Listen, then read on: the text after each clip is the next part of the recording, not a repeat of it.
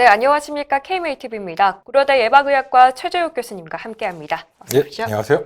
우선 그 원인을 이야기하기 전에 먼저 얘기 드릴 게 있어요.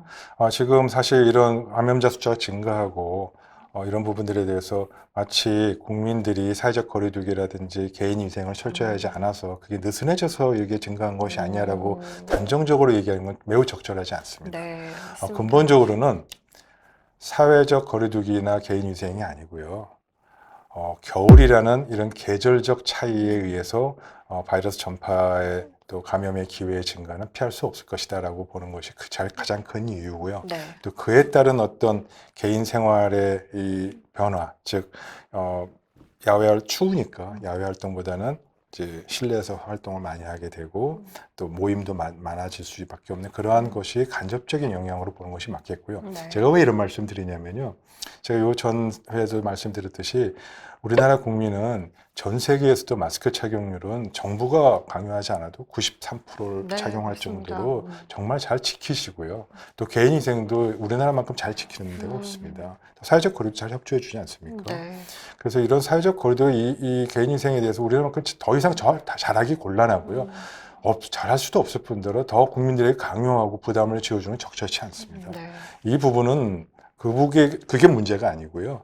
그것보다는 아까 말씀드린 계절적 차이와 정부 방역 당국의 어떤 정책에서의 소홀함이 있었는지 들여다보고 혹은 역학조사에 소홀한 점이 있었는지 들여다보고 원인을 찾는 것이 중요하겠다. 그리고 네. 그 부분이 더 중요한 원인일 것이다 라고 보는 것이 저 필요하다고 생각합니다. 네. 사실은 이제 많은 분들이 계속해서 뉴스나 언론에서 좀 나오고 있는 확진자 수에 좀 예민하시거든요. 네. 그런데 내가 정말 열심히 지키고 있고 마스크도 잘 착용하고 있는 것 같은데 왜 자꾸 이렇게 느는 거지? 답답하신 분들도 있을 건데요. 교수님의 이런 답변이 좀 후련하게 좀 해결이 되지 않았을까 싶습니다. 겨울이 되면은 바이러스의 생존 기간도 훨씬 증가합니다. 네. 일상생활에서나 이런 표면이나 어떤 곳에서 바이러스가 이 바깥으로 노출돼서 있는 경우에 생존 기간도 4배, 5배, 또 심한 경우는 10배 이상 증가하기도 하고요. 네.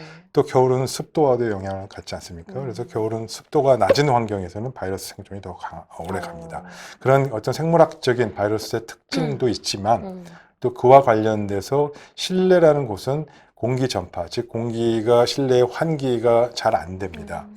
여름은 창문을 열고 환기도 할 수 있어요. 네. 겨울은 난방 때문에 환기를 창문을 열기도 어렵고 또 난방 이 히터를 켜도 이런 대형 건물의 특징이 아닌데 잘 모르실 거예요. 많은 분들은 이 난방을 외부 공기와 섞어서 이렇게 써야 되는데 외부 공기, 찬 공기 너무 많이 섞으면 난방에 효과가 없잖아요. 추워지겠죠. 네. 온도를 암만 올려도 온도가 안 올라갑니다. 그래서 외부 공기와 내부 공기를 섞는 그 공조기의 기능이 있는데 네. 그 부분이 겨울에는 대부분 외부 공기를 잘 안 섞습니다. 그러니까 환기가 부족해지는 네. 거예요. 그래서 이 실내 환기의 부분과 관련된 상황 때문에 공기 전파의 가능성도 굉장히 높아져서 이런 종합적으로 이런 점을 고려해서 바이러스의 생물학 특성, 또 생활 환경에서의 그런 위험성, 또 사람들의 생활 비헤이버, 행동에서의 네. 그런 생활 습관과 패턴에 달라지는 것 때문에 겨울에 감염 확대는 피할 수 없을 것이라고 불가피한 상황이라고 네. 보여집니다. 저희가 일단은 오랜 기간 동안 이 방역 수칙에 대해서 좀 습관화되면서 제대로 잘 지켜주고 있지만 또 이 겨울인 특성도 있었고요. 또 연말 연초도 모임이 좀 많아지기도 합니다.